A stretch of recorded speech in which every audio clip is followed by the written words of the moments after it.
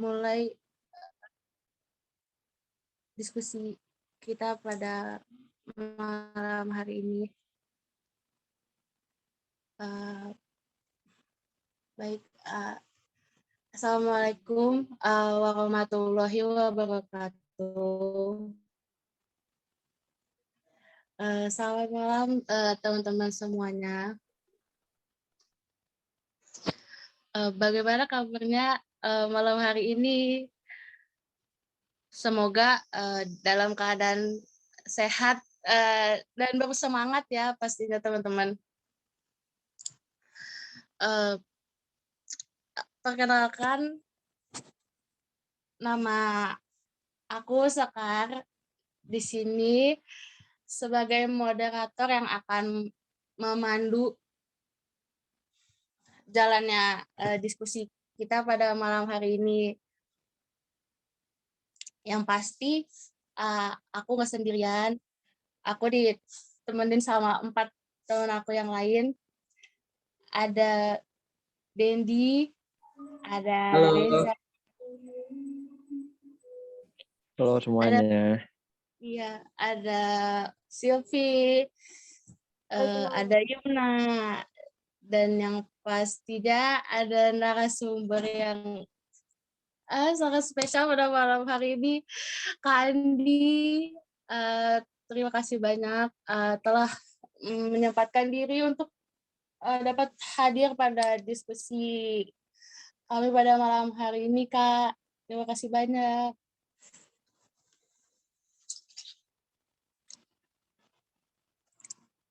Oke, teman-teman, kita mulai aja acara diskusi kita pada malam hari ini dengan tema feminisme yang berjudul di ghosting RUU PKS. Lalu bagaimana nasib gerakan feminisme di Indonesia? Untuk mengetahui lebih lanjut, kita mulai aja yuk. Oke, hari ini kita mau membahas tentang feminisme, yang kita tahu bahwa feminisme ini adalah sebuah gerakan yang dibentuk untuk memperjuangkan kesetaraan dan kedudukan yang sama di dalam masyarakat, tanpa memandang laki-laki itu hebat dan perempuan itu lemah. Apalagi di zaman modern yang seperti sekarang ini, bahkan semakin banyak kita jumpai berbagai macam bentuk pelecehan ataupun perundungan yang dilakukan oleh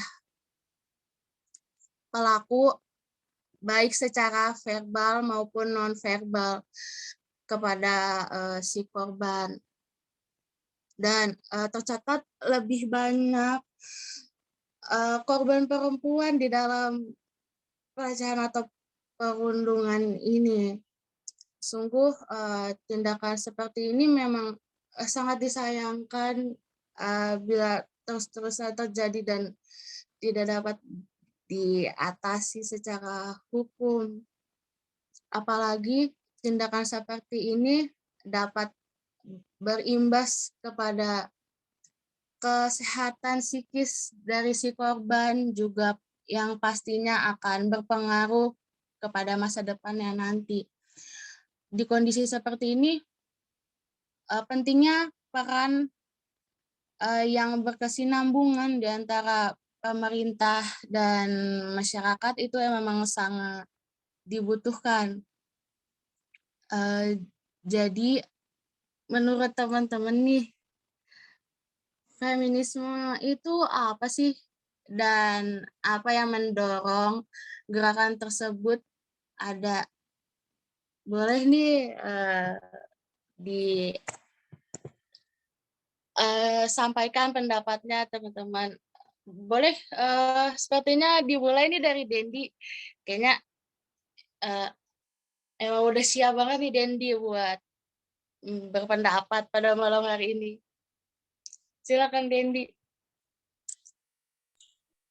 Waduh, sebelumnya terima kasih banyak ya kepada Kak Sekar yang mengajukan pertanyaan pertama kalinya kepada saya ya. Dan sebelumnya juga terima kasih kepada Kak Andi sendiri sebagai narasumber di sini telah bersedia untuk hadir di diskusi kami pada malam hari ini. Dan menanggapi pertanyaan yang diajukan dari moderator mengenai gerakan feminisme ya. Feminisme sendiri kan menurut saya sendiri ya itu sangat kental dengan dengan istilah kesetaraan gender kan. Nah, perlu diketahui juga gender di sini juga berbeda dengan jenis kelamin kan. Gender di sini kan sebuah konstruksi sosial yang dideskripsikan berdasarkan ya intinya gender di sini ada peranan yang berbeda deh. Adanya peranan yang berbeda di antara perempuan dan laki-laki, sedangkan jenis kelamin tentu mengarah kepada ya saya sebagai laki-laki dan Anda sebagai perempuan. Dan saya ingin beralih ke belakang dulu mengenai perkembangan dari feminisme ini sendiri, di mana perkembangannya sendiri itu dipublikasikan oleh Mary Wollstonecraft yang sangat sangat menentang tirani dalam rumah tangga gitu, dan sangat menjunjung tinggi, sangat menggaungkan sekali adanya kesetaraan terhadap perempuan gitu, karena di zamannya ini terjadi pada abad pencerahan ya, di mana sebelumnya masih banyaknya penindasan, diskriminasi terhadap perempuan, dan Mary ini sangat mendukung sekali tujuan terciptanya kesetaraan, di mana dia sangat menggaungkan terciptanya kesetaraan baik pendidikan, politik maupun pekerjaan gitu. Dan ya seperti di Indonesia sendiri gitu, sangat kental sekali dengan adanya budaya patriarki yang sudah mendarah daging atau sudah mengakar gitu, dan masih banyaknya diskriminasi yang sangat rentan itu dialami oleh perempuan dan anak ya. Dan masih juga menganggap bahwa laki-laki lah yang superior gitu, yang masih dan masih menilai bahwa perempuan sendiri dinomorduakan gitu.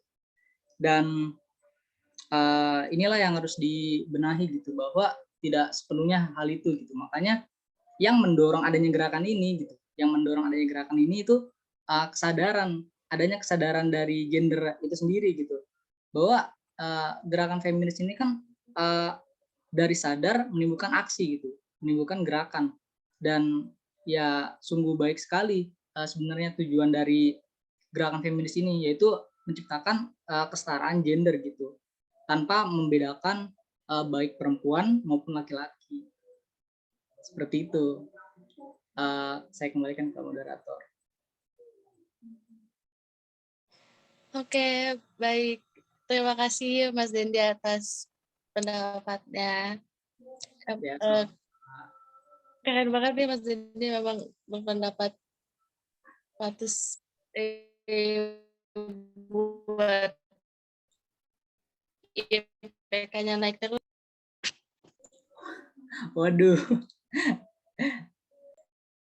Amin. Segala sesuatu yang didoakan dengan baik itu harus diaminkan. Oke, mungkin sekarang kita bergeser nih menanyakan pendapat dari teman-teman cewek aku nih yang pada malam hari ini cantik-cantik banget nih pastinya. Jangan-jangan kan dipuji. Coba. Boleh nih dari Sylvie, kayaknya udah siap banget nih buat menyampaikan pendapatnya tentang apa sih feminisme itu dan apa yang mendorong gerakan feminisme ini ya ada. Boleh, silakan Sylvie. Ya, makasih buat kesempatannya kali ini. Kalau di sini saya juga setuju dengan pendapat Dendi, kalau gerakan feminisme ini bertujuan untuk mendapatkan kesetaraan gender. Dan juga gerakan ini menuntut persamaan hak sepenuhnya antara kaum laki-laki dan perempuan. Pada awalnya, gerakan feminisme ini kan muncul ketika kaum perempuan mulai sadar untuk mengorganisir dirinya dalam skala yang cukup besar dan efektif untuk memperbaiki keadaan mereka. Kaum perempuan ini berupaya untuk mengakhiri penindasan yang mereka terima selama ini. Permasalahan utama yang menghalangi perempuan sehingga tidak bisa berjuang dalam memperbaiki dirinya adalah salah satunya yaitu perihal tirani rumah tangga. Karena pada saat itu perempuan hanya berdiam diri di rumah dan ekonominya bergantung pada laki-laki. Sehingga kaum perempuan mengajukan penyangkalan mengenai hak-hak politik, pendidikan, dan pekerjaan yang setara untuk perempuan.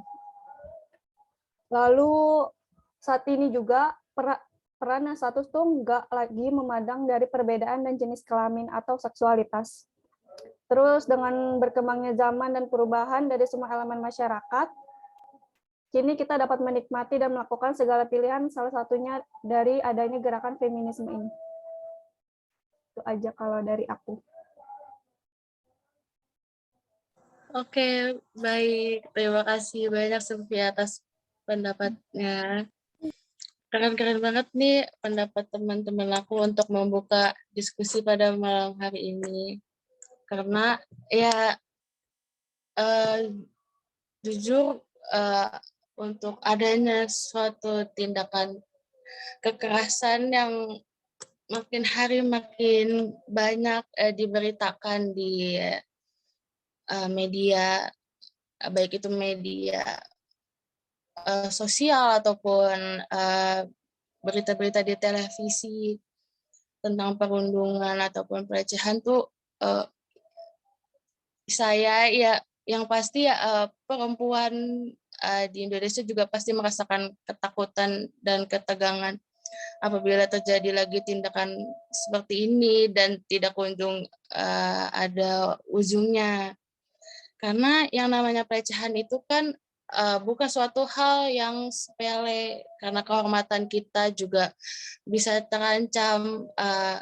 Mau kita laki-laki ataupun perempuan tuh pasti akan merasakan kegelisahan jika adanya perundungan atau pelecehan seksual ini. Apalagi tidak adanya kejelasan dari payung hukum yang dapat memberikan perlindungan dan hukuman yang jelas terhadap kasus seperti ini. Oke,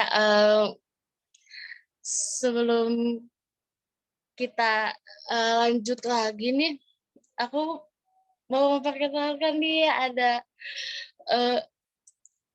tamu yang spesial banget pada malam hari ini yang pastinya ahli dan pakar di bidangnya nih. Ada Kak Andi Misbahul Pratiwi pada malam hari ini. Kak Andi ini merupakan peneliti dari Trade Union Rights Center dan juga penulis jurnal perempuan. Boleh disapa nih kakak-kakaknya. Halo Sekar, teman-teman semua, selamat malam. Halo Kak. Halo Kak. Halo, malam Kak. Ya, bagaimana Kak Andi kabarnya? Baik-baik, tadi aku sambil dengerin keren-keren banget teman-teman ya, boleh silakan dilanjutkan. Terima kasih banyak Kak Andi sebelumnya sudah meluangkan waktunya. Mungkin sekarang aku ingin sedikit kepo nih sama Kak Andi, karena aku juga ngestok nih akun sosial medianya Kak Andi dan benar-benar amazed banget sama prestasi yang Kak Sosial Andi. media aku isinya cuman jalan-jalan doang. Aku Naik gunung aja. Lihat nih ada ya tag di Instagram, postingan tuh keren-keren banget sih Kak. Jujur benar-benar aku juga lihat-lihat di Google kan ada, terus sempat juga di YouTube aku juga sempat ngelihat sedikit lah cuplikan Kak Andi. Nah, Terus siapa tahu kan sehabis ini aku juga bisa bergabung nih sama Kak Adi nanti jadi aktif, apalagi untuk ngomongin feminisme ini kan sedikit bikin agak emosi ya Kak, karena aku juga ada kejelasannya nih untuk hukum yang jelas nih Kak. Boleh nih Kak diceritakan secara singkat tentang apa aja yang udah Kak Andi lakukan atau pengalaman Kakak sebagai seorang yang aktif di gerakan feminisme ini, juga apa sih yang membuat Kak Andi ingin terus terjun ataupun terlibat di dalam gerakan feminisme ini Kak, karena sebelumnya aku udah sempat berdiskusi sama beberapa teman aku nanya lah kenapa sih kalian nggak mau ikut organisasi ataupun gerakan perempuan, kan di setiap kampus pasti ada yang namanya Girl Up ya kan Kak.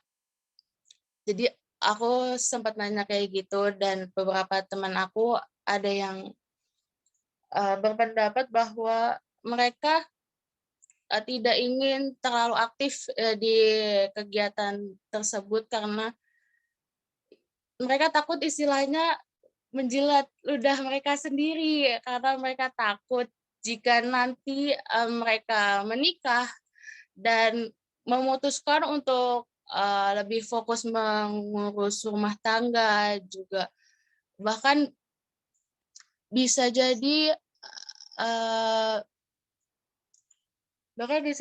mereka memutuskan karirnya di tengah jalan dan lebih fokus untuk mengurus keluarganya, karena kan gerakan feminisme ini sendiri ingin menghapus stigma masyarakat tentang kewajiban perempuan ini hanya sebatas kasur, dapur, dan juga sumur. Menurut Kandi gimana nih Kak tentang pendapat ini? Boleh Kak, silakan. Iya, terima kasih Sekar. Selamat malam teman-teman. Aku senang sekali sebetulnya mendengar ada mahasiswa yang tugas kuliahnya mengangkat isu feminisme gitu ya. Suara aku terdengar jelas nggak ya? Jelas Kak. Nggak putus-putus kan? Enggak. Soalnya Sekar agak putus-putus suaranya. Kayaknya internet connection-nya Sekar ya? Iya, kayaknya internet saya deh. Ya oke, mudah-mudahan internet aku cukup bagus ya.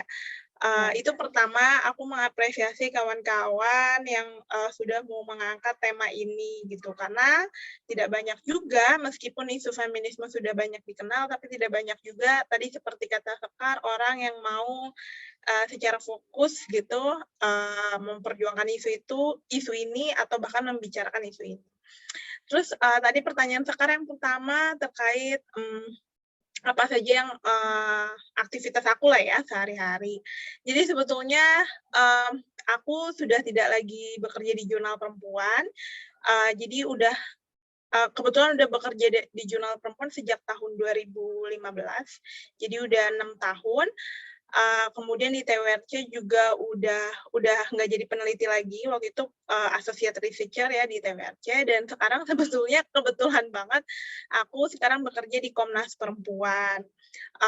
Tapi memang kemarin kan Sekar nanya butuh surat atau lain-lain, sebetulnya takutnya teman-teman akan lama prosesnya, karena kalau pakai surat itu pasti butuh disposisi ya kan, gimana ya, institusi pemerintahan seperti itu dan prosesnya akan lama. Jadi aku tanya kalau misalnya kita diskusi informal itu sebetulnya nggak masalah, nggak pakai surat.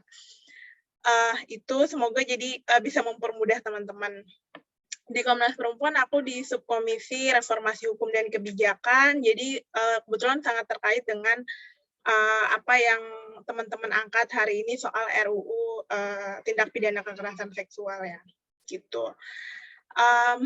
Itu aktivitasku sekarang. Kemudian terkait tadi ya, Tekar menanyakan bahwa masih banyak nih teman-teman, khususnya teman-teman perempuan, yang justru tidak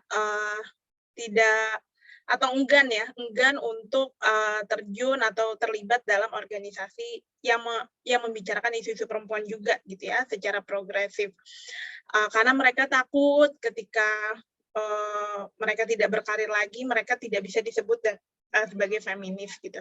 Jadi sebetulnya teman-teman, pertama-tama aku pengen bilang bahwa feminis gitu ya. Feminis adalah orang yang mengilhami nilai-nilai feminisme dan melakukan kerja-kerja aktivisme yang feminis gitu. Itu feminis itu adanya di kepala ya. Adanya di kepala kita, bukan di jenis kelamin kita. Jadi apakah teman-teman laki-laki bisa disebut feminis? Tentu mereka bisa disebut feminis sejauh mereka sama memperjuangkan isu-isu perempuan juga. Meskipun banyak perdebatan gitu ya, karena ada beberapa kelompok feminisme juga yang menganggap bahwa laki-laki kan nggak punya pengalaman ketubuhan yang sama dengan perempuan. Laki-laki kan nggak punya pengalaman ketertindasan yang sama seperti perempuan. Laki-laki kan nggak melahirkan, gitu ya. Laki-laki nggak menstruasi, nggak merasakan bagaimana traumanya mengalami kekerasan seksual, gitu ya. Tapi ada juga beberapa kelompok feminis yang mengatakan bahwa ntar dulu, ada juga loh perempuan, dia berjenis kelamin perempuan, tapi dia nggak feminis, tapi dia patriarkis, gitu ya. Jadi bisa aja kalau misalnya kita lihat dalam relasi, contohnya ya, relasi misalnya majikan dengan pekerja rumah tangga, itu kan sama-sama perempuan tuh, ya kan? Atau misalnya buruh migran dengan majikannya di luar negeri, itu sama-sama perempuan. Kita bisa lihat perempuan yang mana yang tertindas, gitu kan. Dalam relasi seperti itu, jadi kita tahu, oh ternyata feminis itu adanya di kepala, gitu ya, bukan di alat kelamin kita. Jadi aku senang sekali misalnya ada teman-teman laki-laki juga yang justru mau membicarakan isu-isu feminisme, gitu. Itu satu, bahwa feminis itu adanya di kepala. Terus yang kedua, bahwa apakah teman-teman perempuan yang kemudian menikah, terus jadi ibu rumah tangga, dia tidak lagi menjadi feminis? Tentu pandangan itu menurutku juga kurang tepat seperti itu. Karena feminisme tuh, seorang feminis tidak ditandai bahwa, oh kamu tuh harus jadi perempuan karir, gitu ya. Lagi-lagi, ada perempuan karir, bos, tapi dia menindas sesama perempuan, itu juga dia nggak feminis, gitu ya. Jadi, maupun misalnya teman-teman perempuan mau jadi ibu rumah tangga, atas kesadaran penuhnya ya, atau menjadi perempuan karir atas kesadaran penuhnya, itu sangat memungkinkan. Nah, tadi Sekar bilang bahwa ya kan feminisme pengen menghapus ketidaksetaraan gender gitu ya, bahwa perempuan itu dibebani dengan tugas-tugas sumur, dapur, kasur. Betul sekali gitu ya, tapi juga kita bisa lihat fenomena misalnya perempuan-perempuan buruh pabrik di garmen, mereka sudah pergi keluar rumah mendapatkan uang, menghasilkan uang gitu ya. Tapi ketika di dalam rumah mereka justru tidak membagi peran untuk menyelesaikan urusan domestik bersama suaminya gitu ya.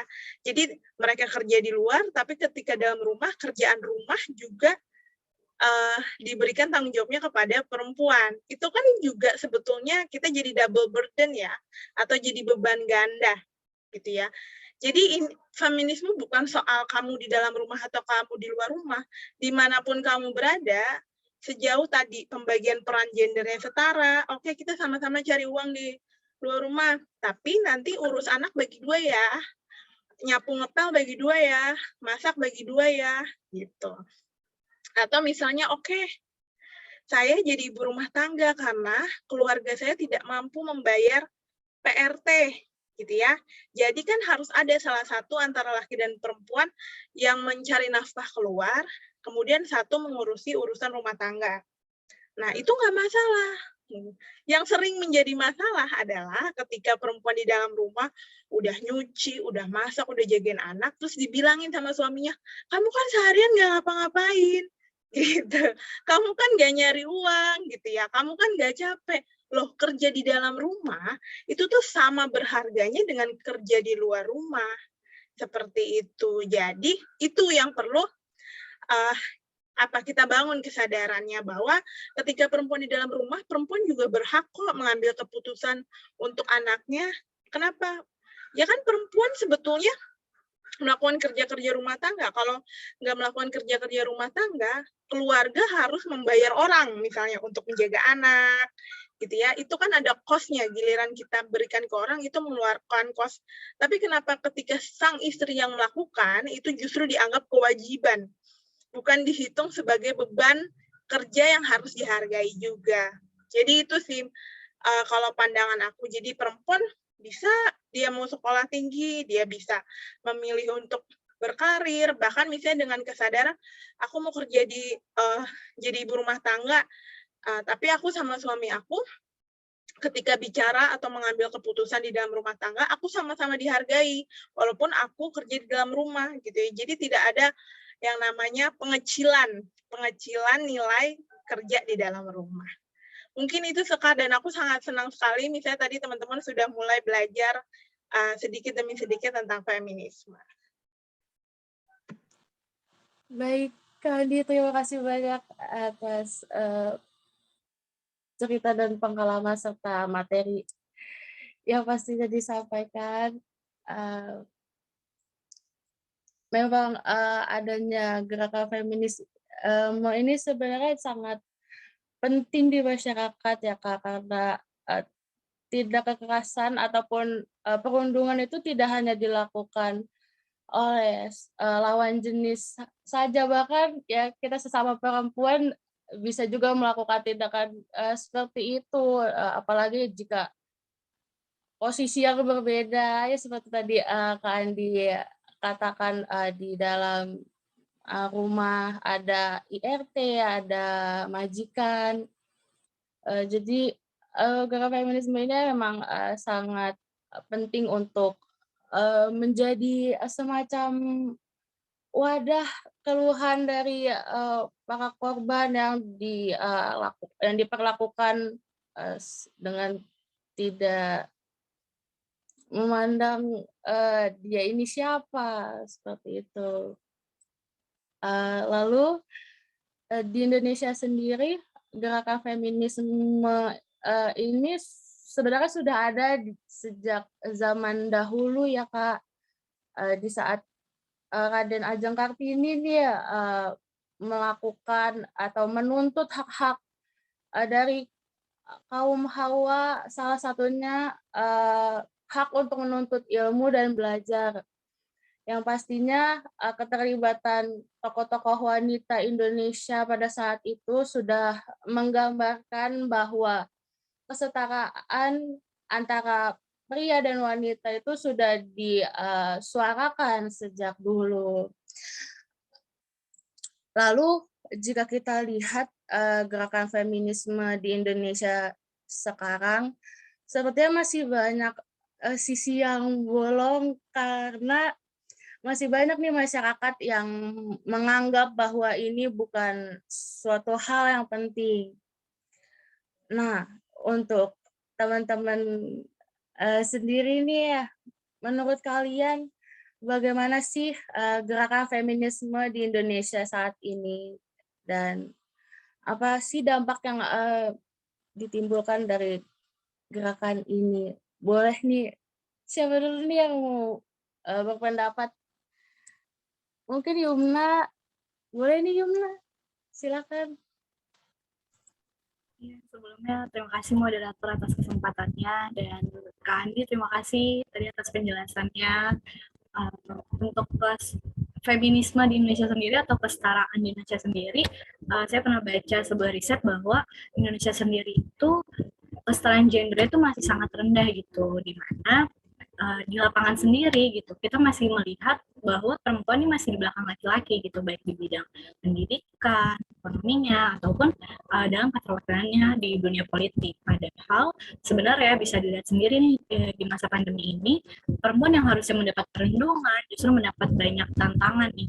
Kayak contohnya beban sebagai beban pendidik gitu, anak-anak sekolah di rumah, seorang ibu atau perempuan dituntut untuk menjadi guru gitu untuk anak yang menggantikan guru yang di sekolah, terus juga beban sebagai pencari nafkah mungkin dikarenakan suaminya di PHK ataupun gaji suaminya yang dikurangi sehingga perempuan dipaksa untuk mencari nafkah di luar. Tentu saja ini kan merupakan seperti yang tadi Kak Andi dibilang bahwa perempuan berperan ganda, tapi ternyata di masyarakat sendiri kedudukan perempuan dan laki-laki itu masih belum sama gitu, perempuan masih dianggap rendah, seperti itu kira-kira. Terima kasih.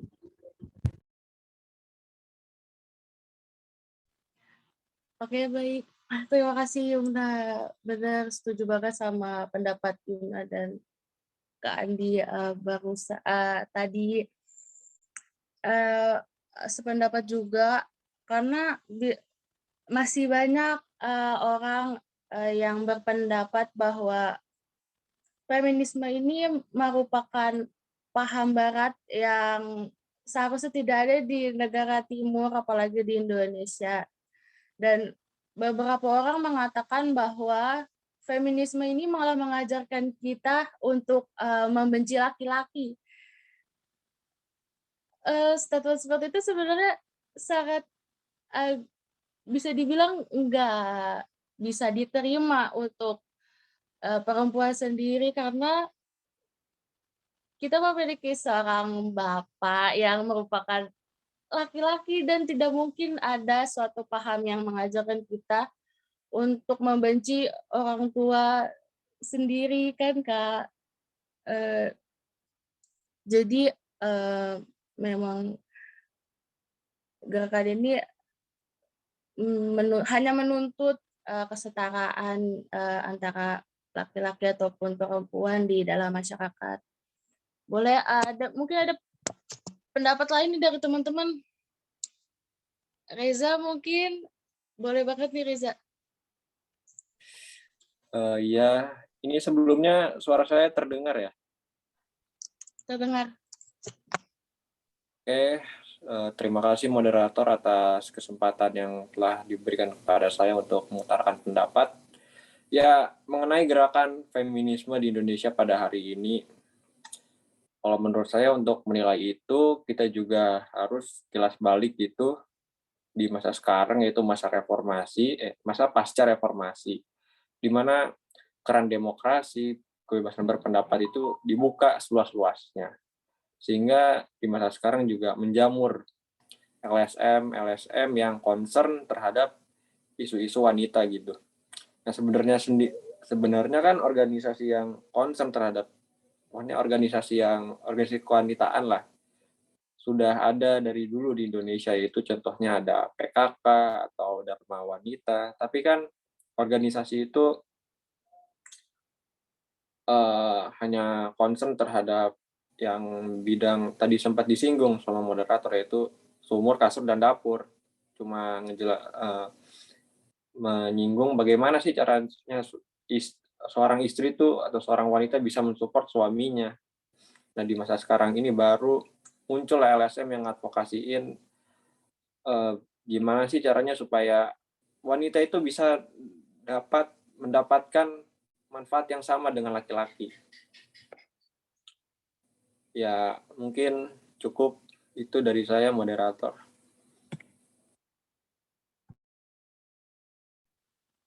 Baik, terima kasih Reza. Mungkin ada tambahan lain nih dari Mas Dendi mungkin. Boleh. Siapa kan Mas Dendi nih langsung on mic nih. Tadi ada beberapa poin yang saya catat ya dari pendapatnya Kak Andi, bahwa feminisme menjadi feminis itu bukan memandang kita laki-laki atau perempuan, tapi bagaimana kita juga ikut serta atau mengilhami nilai-nilai dari feminis itu sendiri, dan ini sangat menarik sekali. Dan aku butuh ingin sharing aja juga nih ke kakak nih. Sebelum juga menurut kakak sendiri, terlepas dari adanya budaya patriarki di Indonesia sendiri, kayak society kita lah, itu juga mempengaruhi cara pandang kita nggak sih kak? Kayak misalkan kakak sering nggak kayak mendapat omongan gitu, misalkan kayak misalkan jangan lama-lama, misalkan jangan lama-lama menimba ilmu, nanti susah dapat suami misalkan, kayak gitu kak. Pengen sharing aja gitu kak. Apakah society juga ngaruh gitu kak, kayak omongan-omongan dari society itu kak? Iya, boleh aku langsung jawab kah, Sekar? Boleh Kak, silakan. Oh, oke. Siap. Ya, terima kasih Denny pertanyaannya. Ini menarik ya. Jadi kalau misalnya kita lihat perjalanan pemikiran feminisme gitu ya, baik yang berkembang di dunia barat, karena sebetulnya kalau kita mau bilang bahwa sebenarnya feminisme di Indonesia juga telah ada, tapi tidak secara eksplisit disebut sebagai feminisme. Kita kerap kali menyebutnya gerakan perempuan gitu ya. Misalnya contoh di abad 18 saat masa penjajahan, kita sebetulnya sudah mengenal pahlawan-pahlawan perempuan ya, yang juga berperan aktif dalam perang atau politik melawan Belanda. Waktu itu misalnya kita tahu Cut Nyakdin, Cut Mutia, terus kemudian juga ada Christina Marta Tiahahu gitu ya, dan masih banyak lagi. Terus misalnya kalau kita flashback lagi, sebetulnya perempuan-perempuan waktu itu juga turut menyuarakan isu kemerdekaan gitu ya. Kalau kita ingat ada kongres perempuan, misalnya SMA, teman-teman pasti belajar ya sejarah, ada kongres perempuan pertama, kedua gitu ya. Pada saat kongres perempuan itu, perempuan-perempuan membicarakan tuh isu-isu tentang pendidikan, tentang perkawinan, tentang poligami waktu itu. Terus kemudian tadi Reza Pahlavi cerita bahwa di era reformasi kemudian juga banyak LSM-LSM perempuan yang juga turut serta berkontribusi ya, misalnya mendorong pendidikan perempuan di daerah, melawan perkawinan anak, dan budaya-budaya yang patriarki misalnya di Indonesia.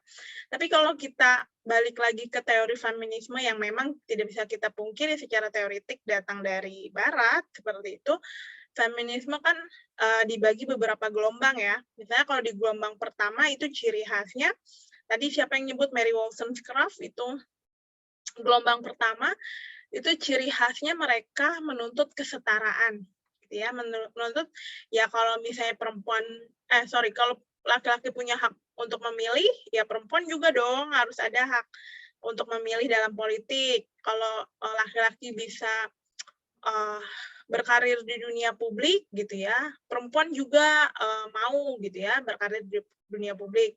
Atau misalnya juga bicara soal kesetaraan upah waktu itu ya, para feminisme sosialis, Marxis gitu ya, itu di gelombang pertama. Juga soal bicara juga soal seksualitas, bagaimana perempuan seharusnya bisa membebaskan tubuhnya waktu itu. Itu dibicarakan oleh feminisme radikal. Kemudian di gelombang kedua, ini terkait apa yang tadi Dani sampaikan, bahwa itu terkait pengaruh internalisasi nilai ya dalam psikologis kita, psikis kita gitu. Itu di gelombang kedua, para pemikir feminisme kemudian mengatakan, apakah kesetaraan yang kita perjuangkan di gelombang pertama itu cukup? Apakah perempuan itu bebas dari patriarki ketika oh iya boleh memilih, oh iya boleh berpendidikan dan lain-lain. Oh ternyata ada problem yang lebih serius daripada memberikan, ada problem yang lebih serius gitu ya, daripada tadi soal kesetaraan yang formal ya. Boleh bekerja, boleh berpendidikan, boleh menyoblos, dan seterusnya. Apa problemnya bagi gelombang kedua? Problemnya adalah membongkar cara pandang itu, karena ternyata cara pandang itu tuh terinternalisasi dalam pikiran kita. Jangan salah, bukan hanya laki-laki yang punya pikiran yang patriarkis, kadang-kadang perempuan juga justru mengamini gitu ya. Mengamini dalam hal ini misalnya, oh iya aku tuh emang nggak kuat, aku tuh nggak bisa, aku tuh emang nggak pinter, nggak lebih pinter daripada teman laki-laki gitu ya. Oh iya yang jadi ketua kelas laki-laki saja, nggak harus perempuan gitu ya. Oh iya aku tuh nggak boleh sekolah tinggi-tinggi, nanti sulit menikah misalnya. Nah itu juga sebetulnya terinternalisasi bukan hanya di alam bawah sadarnya laki-laki, tapi juga alam bawah sadarnya perempuan gitu ya. Makanya feminisme gelombang kedua dia mencoba membongkar psike perempuan gitu ya, misalnya dalam karya sastra, dalam simbol-simbol budaya dan seterusnya, dan mengatakan bahwa cara pandang itu harus dibongkar sejak dalam pikiran gitu. Oh, pikiran itu terbentuknya kapan? Sejak kita kanak-kanak gitu ya. Terus kemudian dia berlanjut ke teorinya teori psikologi yang mengatakan bahwa oh ternyata sejak kecil gitu ya, cara mendidik orang tua terhadap anak-anaknya itu secara tidak langsung menanamkan nilai-nilai patriarki itu. Oh ya, kamu anak perempuan, duduknya harus rapet gitu ya. Anak laki-laki kamu nggak boleh nangis gitu ya. Kalau nangis berarti kamu disebutnya culun gitu ya. Atau misalnya kalau nangis kamu tuh kok kayak cewek sih nangis. Padahal kan Tuhan memberikan air mata kan kepada semua manusia ya. Boleh menangis, laki-laki maupun perempuan punya diberikan anugerah untuk berperasaan, punya emosi, punya empati gitu ya. Tapi karena budaya gitu ya, ketika kita bicara budaya patriarki itu semuanya tuh Dani. Jadi mulai dari kita kecil, orang tua ngajarin kita, habis dari orang tua ngajarin kita, kita pergi ke sekolah, guru-guru ngajarin kita, kemudian kita bergaul, masyarakat mengajari kita, dan sangat wajar ketika misalnya kita sulit nih, kita belajar feminisme secara teori, tapi dalam prakteknya sulit juga ya mengubahnya karena memang kita dibesarkan dalam budaya yang patriarki. Seperti itu. Jadi tidak salah pernyataan Dani misalnya mengatakan bahwa ada asumsi-asumsi seperti itu dari masyarakat dan itu secara tidak langsung membentuk cara berpikir kita ya. Jadinya, oh ya aku mah nggak usah sekolah tinggi-tinggi kan ujung-ujungnya sumur dapur kasur gitu kan. Itu perlu juga diubah secara pelan-pelan karena kan dari kecil nih misalnya aku tumbuh 20 tahun atau 25 tahun bersama orang tua aku gitu ya. Itu kan atau tinggal di masyarakat yang sebetulnya belum tercerahkan dengan isu-isu perempuan, cara pandangnya kurang lebih pasti sama seperti itu. Jadi memang masyarakat, jadi dari kita, bahkan ya kalau misalnya tulisan-tulisan feminisme tuh, bahkan dari kita lahir tuh dokter tuh sudah mengidentifikasikan kita laki apa perempuan, lalu kita dikasih bajunya pink apa biru gitu ya. Padahal warna itu harusnya nggak punya jenis kelamin.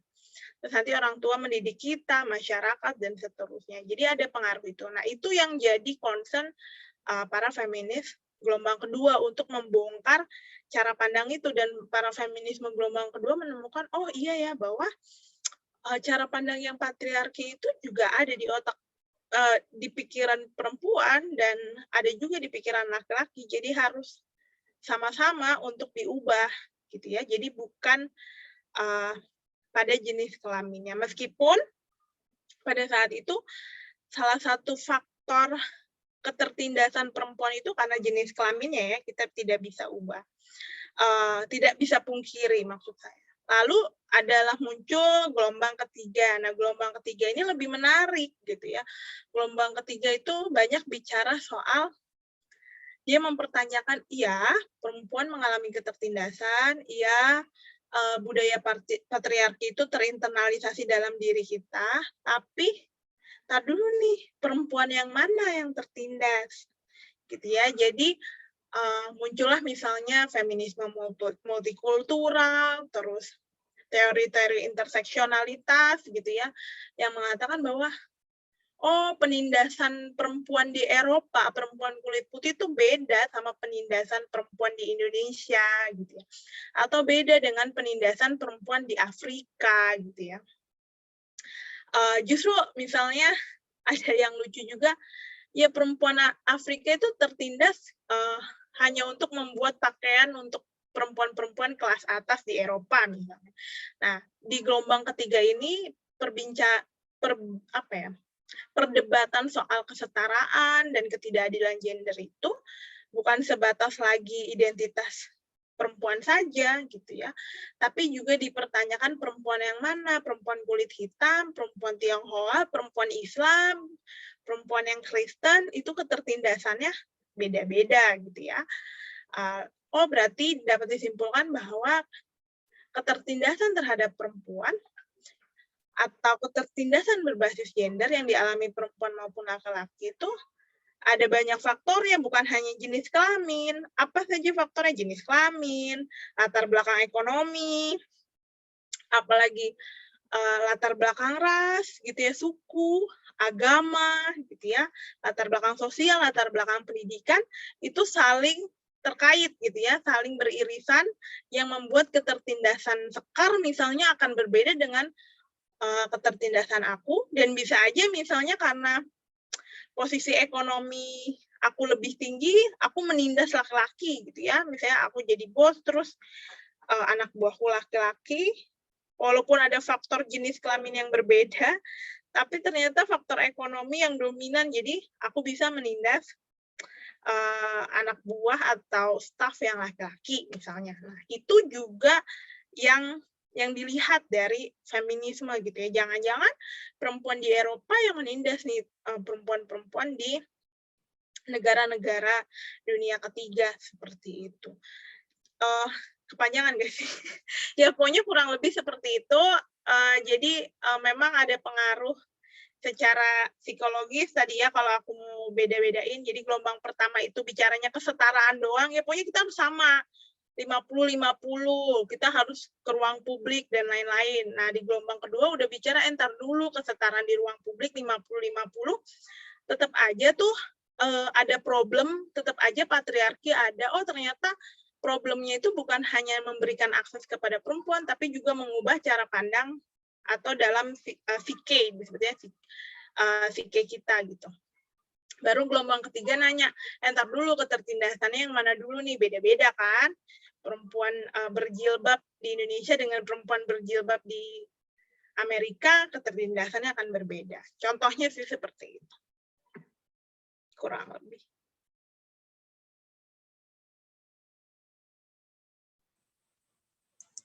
Oke, baik. Gimana nih Dendi atas materi yang udah dijawab sama Kak Andi. Ya pasti menarik banget ya, apalagi untuk ini Zoom-nya di-record, jadi masih bisa aku ulang-ulang nih Kak, buat jadi informasi juga, ada jadi pelajaran juga buat kita. Mungkin ada yang mau ditambahin lagi dari Dendi?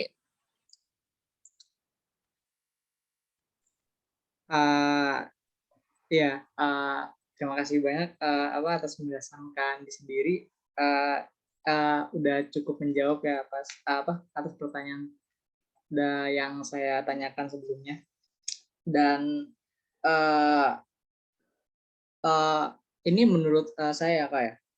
Menurut saya sendiri sebenarnya gerakan feminisme di Indonesia sendiri juga emang sudah cukup baik ya, juga sudah ada ditandai dengan kayak misalkan sudah adanya misalkan CEO dari industri atau pabrik-pabrik yang diisi oleh perempuan, dan juga ada representasi 30% keterwakilan di politik gitu. Dan menurut pendapat saya juga yang perlu kita pahami juga di sini, kita juga harus sadar ya, harus sadar gender lah istilahnya, sadar gender gitu, dan stop untuk menjudge gender itu sendiri gitu, karena tentunya ya dampaknya bakalan signifikan banget. Dan atas penjelasan yang Kak Andi sebutkan tadi, Terima kasih banyak Kak, bisa menambah wawasan juga. Terima kasih Kak.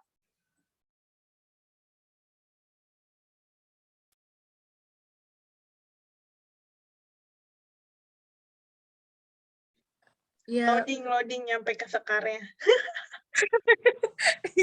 bilang Kak, agak delay. Baik, memang gerakan feminisme ini tidak hanya berfokus pada pandangan tentang laki-laki ini selalu salah ataupun perempuan ini selalu ditindas karena berbeda posisi juga kedudukan ya Kak. Lalu untuk di Indonesia sendiri Kak, untuk gerakan feminisme ini menurut Kakak pengimplementasiannya itu sudah sejauh apa nih Kak, dan mungkin ada ya pencapaiannya juga nih Kak, karena kan yang masih belum tercapai kan pastinya harapan kita semua tentang adanya RUU PKS kan ya Kak. Boleh nih Kak Andi, silakan. Iya, terima kasih Sekar dan teman-teman. Jadi kalau kita melihat gerakan feminisme di Indonesia, tentu yang akan kakak jelaskan amat sangat terbatas karena sangat banyaknya gerakan feminisme yang sebetulnya banyak juga yang tidak mau mengklaim dirinya sebagai feminis gitu ya, atau nggak mau aku mah bukan feminis, aku mah gerakan perempuan aja gitu ya. Itu juga banyak, meskipun sebetulnya dari aktivisme yang mereka lakukan itu sangat terlihat ya mereka tuh feminis gitu ya.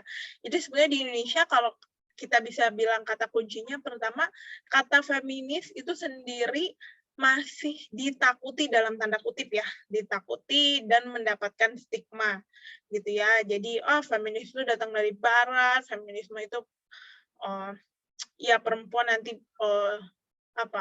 misalnya kalau yang didapat dari RUU TPKS kemarin kan, ini didorong oleh feminis ini yang pro zina gitu ya, pro seks bebas misalnya. Nah itu masih ada stigma-stigma seperti itu. Padahal kalau misalnya kita lihat kerja-kerja gerakan feminis di Indonesia tuh sangat banyak gitu ya, dan sangat beragam.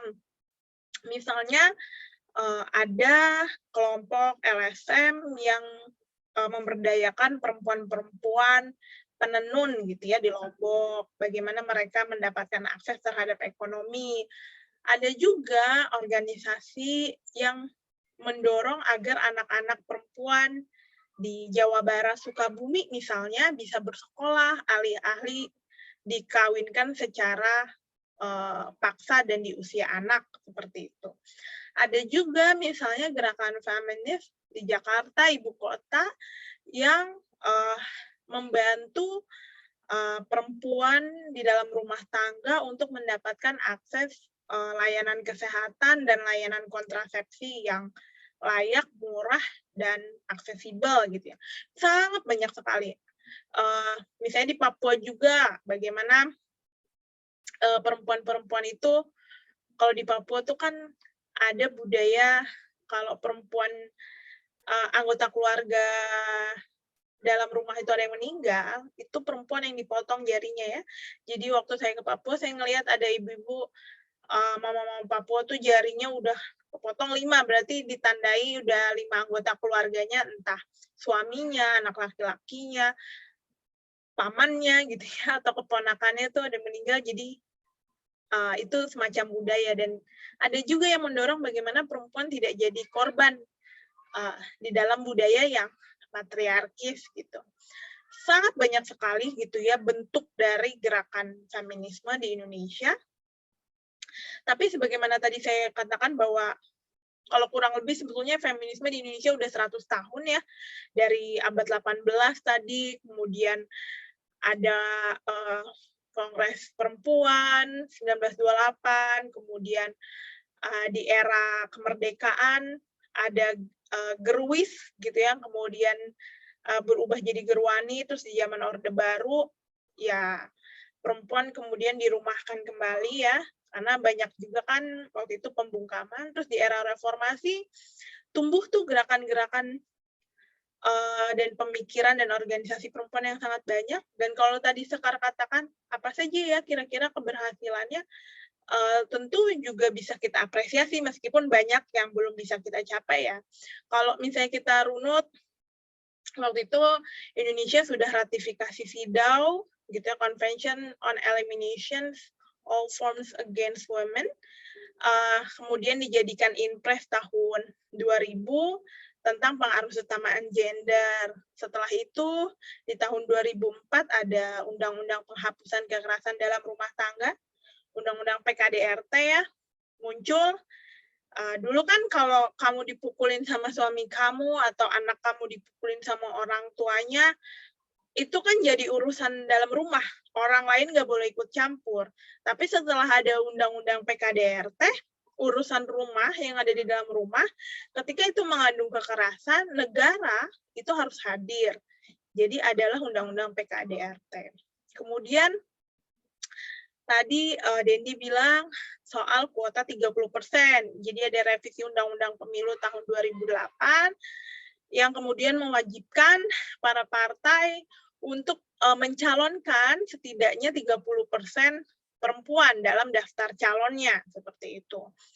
Terus kemudian ada Undang-Undang Tindak Pidana Perdagangan Orang ya, TPPO tahun 2008 kalau saya nggak salah. Tahun 2007 kalau saya nggak salah, itu dilihat dari fenomena bagaimana perempuan khususnya di perbatasan itu menjadi korban perdagangan orang gitu ya, jadi budak seksual, dikirim ke luar negeri, dijanjikan untuk bekerja, tahu-tahu dijadikan PSK gitu ya. Jadi ada undang-undang TPPO. Kemudian sebetulnya di tahun 2019 kemarin juga ada revisi Undang-Undang Perkawinan. Jadi teman-teman di Undang-Undang Perkawinan yang merupakan warisan kolonial ini disebutkan bahwa kalau laki-laki itu minimal usia menikahnya 19 tahun, kalau perempuan 16 tahun. Dan di tahun 2019 kemudian berhasil di judicial review, kemudian direvisi bahwa laki-laki dan perempuan minimum umurnya untuk menikah sama-sama 19 tahun. Seperti itu. Jadi itu juga untuk menekan angka perkawinan anak di Indonesia. Itu yang tahun 2019. Dan benar kata teman-teman bahwa masih banyak ya PR, salah satunya Undang-Undang Penghapusan Kekerasan Seksual yang baru-baru ini diubah namanya jadi Rancangan Undang-Undang Tindak Pidana Kekerasan Seksual. Nah, RUU TPKS ini sebetulnya sudah diperjuangkan itu sejak tahun 2010, gitu ya. Mengingat banyak kasus kekerasan terhadap perempuan, kemudian waktu itu Komnas Perempuan juga melakukan riset dan sebagainya, dan di tahun 2010 di tahun 2014 kemudian mencoba lobby-lobby ya, karena waktu itu pemilu kan, Pilpres, dan mencoba memasukkan RUU waktu itu namanya Penghapusan Kekerasan Seksual jadi pembahasan di DPR gitu. Tapi waktu itu di periode 2014-2019 gagal, kemudian masuk lagi sekarang di 2019 sampai 2024. Nah, tahun ini kita tunggu saja sampai kurang lebih 18 Desember ya, penutupan masa sidang di DPR, apakah RUU ini akan disahkan jadi inisiatif DPR. Jadi disahkan jadi inisiatif DPR itu bukan berarti disahkan ya teman-teman. Jadi baru diketok ini jadi inisiatif DPR, nanti ada tahap-tahap selanjutnya dibahas, baru diundangkan dan seterusnya. Jadi perjalanannya masih panjang. Di tengah banyak sekali kasus kekerasan seksual yang mungkin teman-teman dengar kasus kekerasan seksual ini bukan hanya terjadi pada perempuan, tapi juga laki-laki. Salah satu contohnya adalah kasus di Komisi Penyiaran Indonesia waktu itu ya, yang korbannya adalah, walaupun saya harus bilang terduga pelaku dan terduga korbannya adalah pekerja di sana dan laki-laki gitu ya. Dan itu juga sangat menyedihkan bagaimana sistem hukum di Indonesia belum mengenali berbagai bentuk kekerasan seksual. Karena kalau di dalam kitab hukum pidana di Indonesia, itu baru mengenali perkosaan, pencabulan gitu ya, dan perzinahan. Jadi perzinahan itu diatur juga dalam KUHP jika salah satu memiliki pasangan yang sah gitu ya. Nah, sedangkan kekerasan seksual teman-teman tahu banyak bentuknya, apalagi di era digital ya. Kita bisa ganti foto teman kita dengan badannya telanjang, kepalanya, mukanya siapa gitu ya, atau bikin video porno terus wajahnya diganti, itu sangat mungkin gitu ya. Dan kita tidak punya payung hukum yang secara komprehensif mampu mengidentifikasi berbagai bentuk kekerasan seksual, termasuk kekerasan seksual di ranah digital, dan juga belum ada payung hukum yang komprehensif memberikan pemulihan pada korban. Jadi KUHP itu kan masih berfokus pada penghukuman terhadap pelaku, tapi pemulihan hak korban atas pemulihan itu belum dijamin oleh negara. Seperti itu. Tapi teman-teman, meskipun RUU TPKS ini kita masih dalam proses perjuangan, tapi sebetulnya sudah ada perubahan-perubahan kecil gitu ya, perubahan-perubahan yang tidak bisa juga kita abaikan. Contohnya di Mahkamah Agung itu ada peraturan MA nomor 3 tahun 2017 tentang pedoman mengadili perempuan berhadapan dengan hukum. Pedoman itu mengatakan bahwa hakim ketika menangani kasus perempuan berhadapan dengan hukum, hakim itu tidak boleh melontarkan pertanyaan-pertanyaan yang tidak relevan atau bias gender. Misalnya, waktu itu mbaknya pas diperkosa pakai baju apa, gitu, pakai rok mini atau celana panjang, pakai kerudung dan seterusnya. Itu tidak boleh ditanyakan seperti itu, karena itu sungguh tidak relevan dengan fakta bahwa dia diperkosa. Memangnya kalau saya pakai rok mini, saya berhak diperkosa? Kan tentu saja tidak. Terus kata-kata misalnya apakah waktu itu menikmati gitu ya diperkosa, terus kenapa baru melapor. Jadi nanti hakim itu harus hakim tetap punya hak untuk menggali fakta, karena tugas hakim untuk menggali fakta, tapi cara menggali faktanya harus memperhatikan tadi trauma korban, kondisi psikologis korban, dan seobjektif mungkin gitu ya, bukan justru memberikan stigma terhadap si korban. Itu di Mahkamah Agung hakim. Nah, di Kejaksaan juga ada nih peraturan Jaksa nomor 1 tahun 2021 itu tentang akses keadilan terhadap perempuan yang berhadapan dengan hukum. Jadi jaksa juga dalam memproses kasus-kasus perempuan harus memperhatikan tadi aspek-aspek tadi ya, memperhatikan kondisi psikologis, aspek pemulihan, terus ada juga sensitivitas gender dan seterusnya. Terus juga hak korban untuk dilindungi identitasnya, hak korban untuk memberikan kesaksian lewat video conference, tidak boleh duduk bersamaan dengan pelaku, itu sudah ada. Seperti itu. Itu jadi teman-teman sebetulnya sudah ada meskipun ya kalau undang-undang ini kan proses politik ya, jadi kita bisa lihat misalnya teman-teman nonton di YouTube ada TV DPR itu kan proses politik yang melelahkan, yang sebetulnya korban nih udah banyak berjatuhan tapi belum ada payung hukumnya gitu ya. Jadi undang-undang ini memang sangat politis dan banyak juga stigma terhadap usulan undang-undang ini. Begitu. juga sebetulnya kemarin mungkin yang rame juga Menteri Pendidikan kita kan mengeluarkan Permendikbud ya, tentang penghapusan kekerasan seksual di lingkungan kampus. Itu menurut saya juga langkah yang strategis, bagaimana sebetulnya institusi pendidikan itu kan yang Anda kan berpendidikan dianggap Anda bermoral ya, punya moral yang baik gitu ya. Nah, makanya Anda sekolah gitu kan. Loh justru ini kok di institusi pendidikan banyak kasus kekerasan seksual gitu ya. Apalagi kalau kampus dibilang tridharma perguruan tinggi, kemudian mahasiswa adalah lidah penyambung rakyat, kemudian ya dosen itu kan dan guru besar itu adalah seseorang yang dianggap mencerdaskan kehidupan bangsa gitu ya, tapi justru banyak kasus kekerasan seksual. Nah itu sebetulnya juga jadi dorongan, harusnya juga publik jangan terlalu takut gitu kan. Itu jadi dorongan bahwa dimanapun kita gitu ya, bahkan di sekolah kita harus merasa aman gitu ya, baik perempuan maupun laki-laki. Jadi saya pikir itu, dan selain RUU tindak pidana kekerasan seksual ini, juga sebetulnya banyak undang-undang lain yang didorong oleh gerakan perempuan, misalnya undang-undang perlindungan perempuan pekerja rumah tangga, kemudian juga sebetulnya kemarin itu ramai soal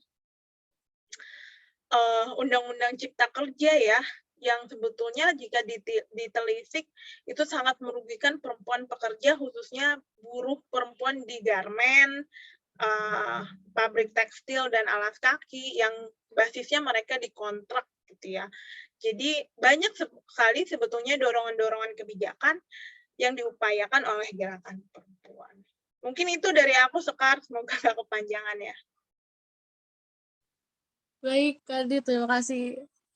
Kepanjangan juga nggak apa-apa, Kak, karena ini bermanfaat banget, apalagi untuk mengubah pola pikir banyak orang kan ya, Kak, terutama tentang terjadinya kekerasan seksual ini dijadikan atau diberi alasan cukup banyak, entah yang dilakukan karena alasan cinta ataupun nafsu, ekonomi, dan juga bahkan untuk melampiaskan trauma yang sudah terjadi istilahnya di pribadi mereka masing-masing. Nah, untuk seperti yang tadi Kak Andi sampaikan bahwa Kemendikbud sendiri sudah membuat peraturan Menteri nomor 30 tahun 2021 ini untuk menangani kasus kekerasan seksual yang ada di lingkungan kampus ya, Kak. Karena seperti yang Pak Nadiem bilang bahwa beliau mengesahkan peraturan Menteri ini karena melihat dari survei yang beliau lakukan untuk seluruh tenaga pendidik di Indonesia, yang 69% diantaranya mengatakan bahwa mereka melihat adanya tindakan pelecehan di lingkungan perguruan tinggi ataupun sekolah, dan mereka lebih memilih untuk membungkam dan tidak melaporkan hal itu karena takut pekerjaan mereka akan terancam, juga nama baik dari perguruan tinggi atau sekolah itu sendiri. Dan untuk keberadaan dari Kemendikbudristek ini, menurut Kak Andi, dalam hal perlindungan kepada si korban ini bagaimana sih, Kak? Karena menurut saya sendiri nih, keberadaan Permendikbudristek ini memang sedikit membuat kita lega bahwa apabila terjadi kasus pelecehan seksual di lingkungan perguruan tinggi, itu pasti langsung ada tindakan yang memang tertulis di dalamnya. Sedangkan untuk di luar masyarakat, di saat kita berinteraksi di luar kampus, itu kan masih ada ini ketakutan atau trauma yang masih menghantui, karena kan bisa jadi si pelaku ini malah membalas dendam tindakan si korban karena korban melaporkan tindakannya, dan bisa jadi muncul kemungkinan bahwa si pelaku ini bakal melakukan tindakan yang mungkin bisa lebih parah dari yang dilaporkan si korban saat di perguruan tinggi gitu Kak. Jadi menurut Andi sendiri, apakah Permendikbud ini sudah cukup dalam hal melindungi korban? Boleh Kak, silakan. Ya, terima kasih Sekar. Pertama-tama sebetulnya teman-teman juga harus ingat bahwa setiap kebijakan itu seyogyanya bukan hanya berfungsi untuk memadamkan kebakaran gitu ya. Jadi ada kasus dipadamkan dengan kebijakan itu. Sebetulnya kebijakan juga berfungsi untuk kalau bisa dikatakan membentuk budaya baru gitu ya. Artinya dengan ada kebijakan tersebut diharapkan juga budaya kekerasan seksual itu juga lama-lama hilang di dalam kampus gitu. Artinya kebijakan berfungsi mulai dari pencegahan gitu ya, pencegahan, penanganan dan pemulihan. Jadi bukan hanya penanganan saja nih, ada kasus ditangani, tapi institusi pendidikan juga harus berperan untuk mencegah adanya kekerasan seksual di lingkungan kampus. Gimana sih caranya untuk mencegah? Banyak, misalnya membumikan isu-isu kekerasan seksual jadi perbincangan mahasiswa. Bisa saja antara mahasiswa ini nggak tahu bahwa tindakan mereka itu masuk dalam kategori kekerasan seksual, sehingga perlu dong disosialisasikan bahwa oh ini loh bentuk kekerasan seksual, ini yang tidak boleh, ini yang boleh, seperti itu. Lalu juga soal pencegahan ya, saya pikir Pak Nadiem juga sebelum adanya Permendikbud, kita tahu bahwa Kementerian Agama itu sudah punya peraturan Perdis ya, dari salah satu divisi di Kemenak itu terkait pencegahan dan penghapusan kekerasan seksual di lingkungan perguruan tinggi Islam gitu ya. Jadi sebetulnya perguruan tinggi Islam seperti UIN itu mereka sudah mengembangkan SOP standar operasional prosedur untuk penanganan kasus kekerasan seksual di lingkungan kampus masing-masing. Itu sudah ada. Dan kemudian sekarang tahun ini disusul dengan Permendikbud ya, sehingga mendorong nih, ayo kampus untuk bikin SOP pencegahan penanganan kasus kekerasan seksual di lingkungan kampus. Harapannya dengan adanya SOP tersebut, kita nggak perlu nunggu ada kasus kekerasan, kita udah bisa ngajarin mahasiswa dan dosen, jangan berani-berani melakukan kekerasan seksual di lingkungan kampus, kita punya SOP-nya loh, tegurannya keras loh, kalian bisa kehilangan pekerjaan kalian kalau yang dosen, atau misalnya mahasiswa kalian bisa dicabut beasiswanya atau dicabut masa aktif kemahasiswaannya. Itu perlu disosialisasikan sehingga kita udah mencegah dulu nih tindakan-tindakan kekerasan seksual. Ketika itu sudah dilakukan, kemudian misalnya ada kasus kekerasan seksual yang tadi Sekar katakan di Permendikbud itu, sejujurnya saya belum baca semuanya, tapi salah satunya ada mendorong kampus untuk membentuk unit-unit pengaduan seperti itu ya. Jadi kampus wajib menyediakan mekanisme atau layanan pengaduan sehingga korban tuh tahu ketika saya mengalami kekerasan seksual saya harus lapor kemana, bukan kasak-kusuk di antara pertemanan, kemudian jadi stres gitu ya. Jadi kampus wajib menyediakan layanan tersebut, dan tentunya terintegrasi juga dengan layanan misalnya butuh bantuan hukum kah, atau layanan pemulihan psikologis kah, atau layanan-layanan lainnya, karena tidak semua korban kekerasan seksual itu secara mental atau kebutuhan mereka itu kebutuhan berbasis hukum. Dari pengalaman saya, banyak juga teman yang justru saya kayaknya nggak mau lapor ranah hukum, saya mau misalnya dia di PHK saja gitu ya, nggak usah dipidana, dan saya pengen mendapatkan konseling gitu ya selama 1 tahun biar trauma saya hilang, atau saya butuh dukungan apa gitu ya, itu banyak gitu ya. Jadi layanan-layanan itu yang harus disediakan oleh kampus. Nah, soal pencegahan juga, ini jadi menarik gitu ya. Banyak diskusi yang muncul bahwa katanya kan kasus kekerasan seksual ini terjadi misalnya saat bimbingan gitu ya dengan dosen.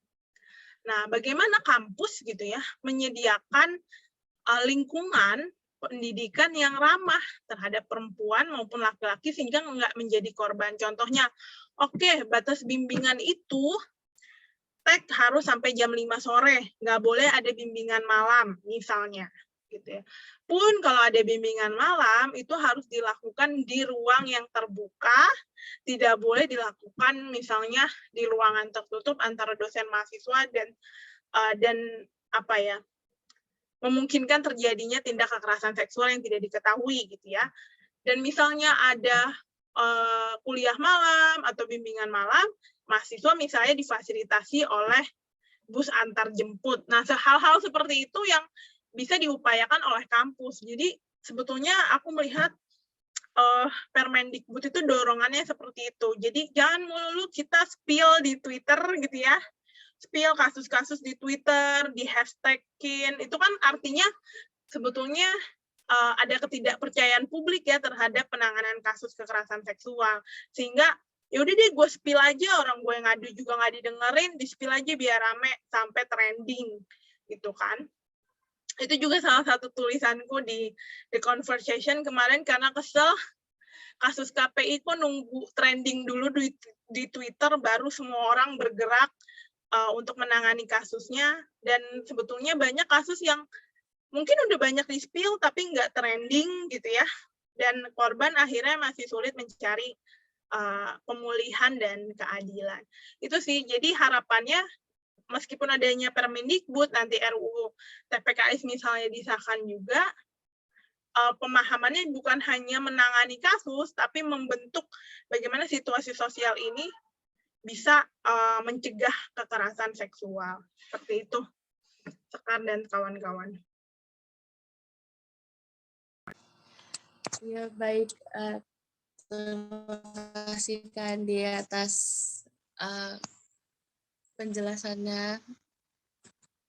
Mungkin dari teman-teman ada yang ingin menanggapi nih, atau ingin menambahkan pendapat kalian. Boleh banget nih.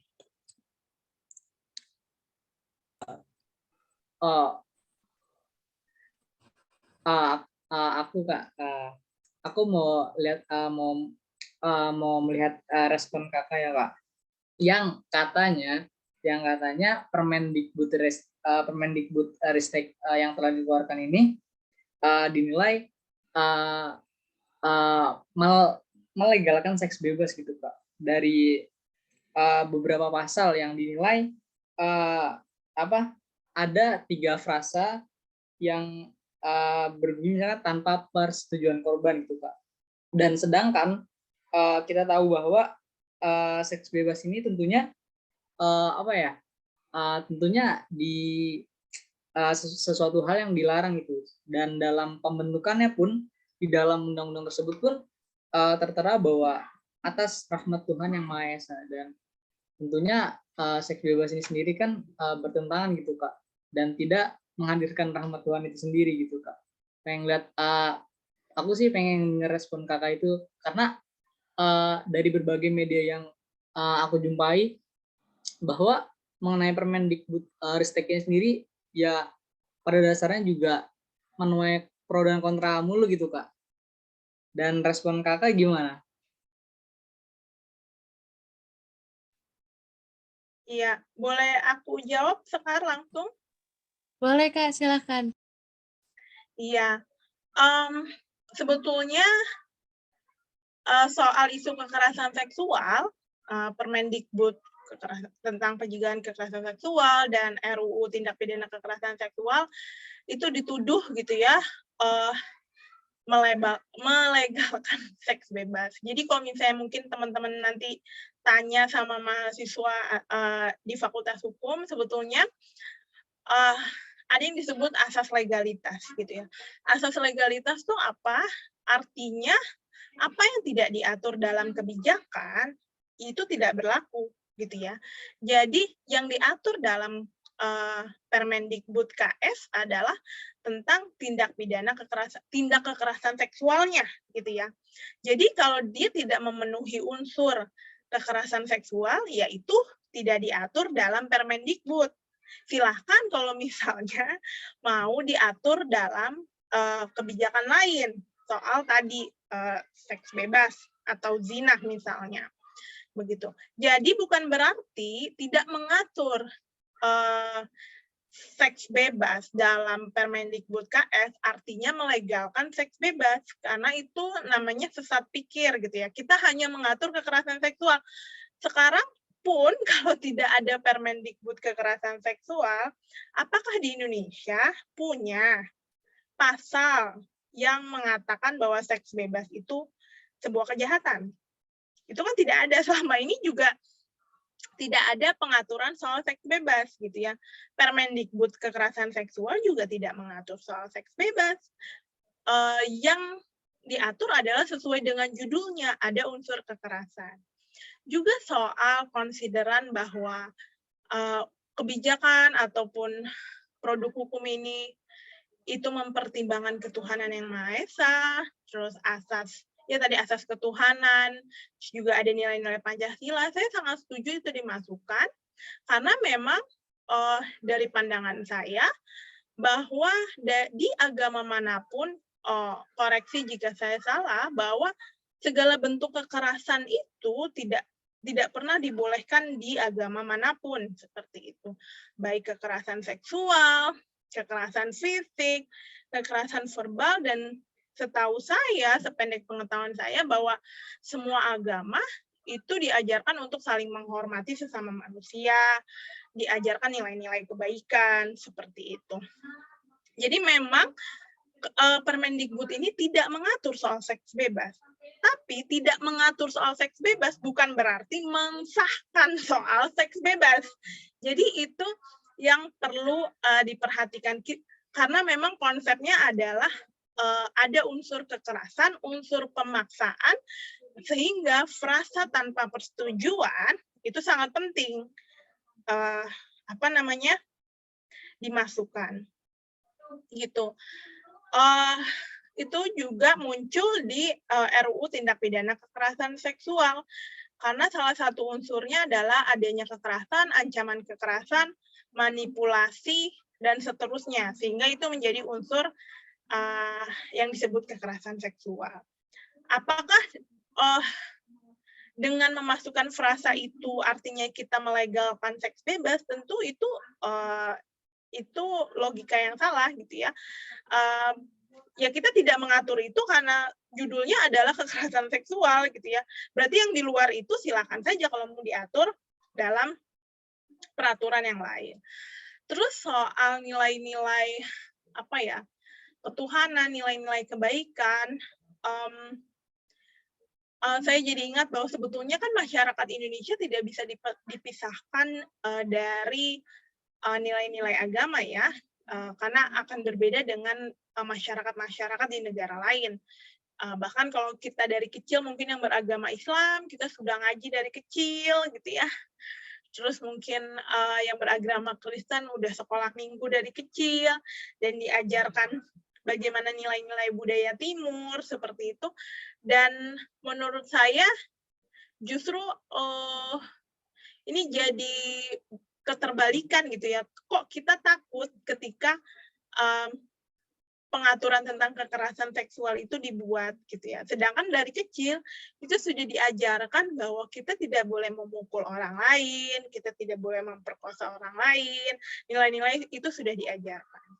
Itu sih pandangan aku, Denny. Jadi memang di media massa itu selalu di blow up karena memang hari ini isu feminisme, gerakan perempuan itu tantangan terbesarnya adalah apa ya? Saya bisa bilang gerakan perempuan yang konservatif gitu ya, yang justru ingin mengembalikan perempuan ke dalam rumah, yang ingin mengembalikan perempuan apa namanya? bukan menekan sih, mempersempit ruang gerak perempuan di ruang publik gitu ya. Itu sih. Jadi mungkin teman-teman nanti bisa buka Permendikbudnya. Jadi teman-teman bisa baca kira-kira ini masuk di akal teman-teman atau enggak, dan apakah kalau misalnya searching cepat apakah ada tulisan seks bebas ataukah ada tulisan zina di dalamnya, tentu itu apa namanya, tidak ada sama sekali karena kita tidak mengatur itu. Selama ini zina itu sudah diatur di kitab hukum pidana, perzinahan itu sudah diatur di sana. Seperti itu sih, Denny.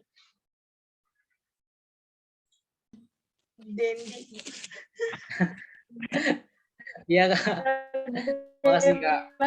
Bagaimana nih atas dari Kak Andi? Cukup sih moderator.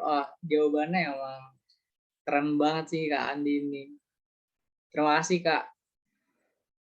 Ya, semangat ya kalian menyebarkan ini ke teman-teman yang lain. Iya Kak, pasti apalagi membahas tentang feminisme ini kan pasti sangat menarik.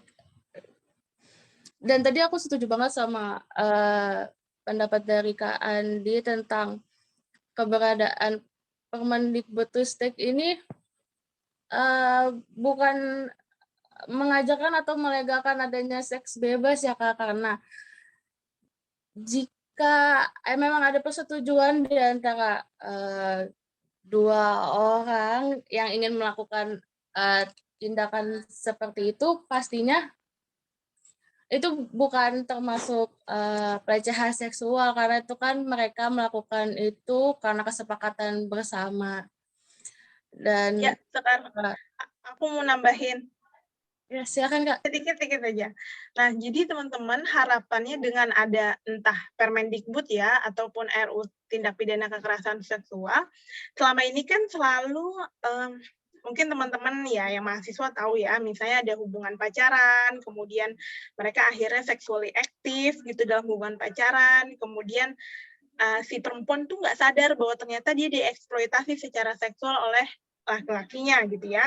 Kalau misalnya minta putus, nanti gue sebarin lo foto telanjang kamu gitu ya, atau foto-foto yang kamu kirim ke aku waktu kita jadi pacaran, waktu kita masih pacaran.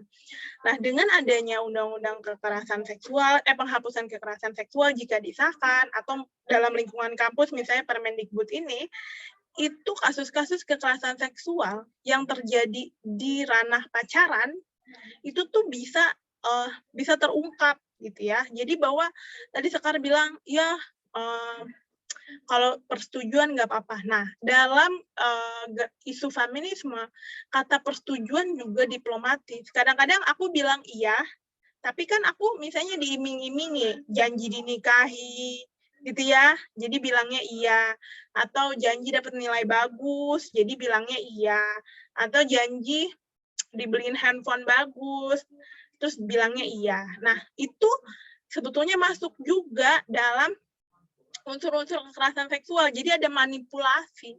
Jadi mengatakan iya itu bisa jadi kita iya tuh dimanipulasi gitu ya.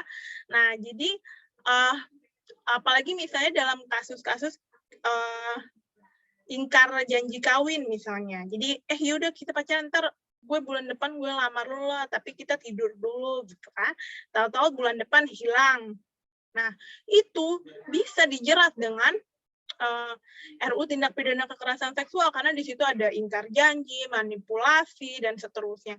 Kalau di lingkungan kampus mungkin dalam relasi pacaran ya banyak kan kasus-kasus kekerasan seksual dalam pacaran yang mungkin perempuannya dimanipulasi secara seksual oleh laki-lakinya. Sehingga itu yang perlu kita ubah ya. Jadi bukan soal ini zina atau tidak zina, tapi ini soal bagaimana teman-teman sadar bahwa teman-teman dimanipulasi atau tidak, teman-teman sadar teman-teman melakukan seks yang aman atau tidak, dan teman-teman tahu ketika melakukan seks, gitu ya, berhubungan seks, teman-teman tahu resikonya apa saja.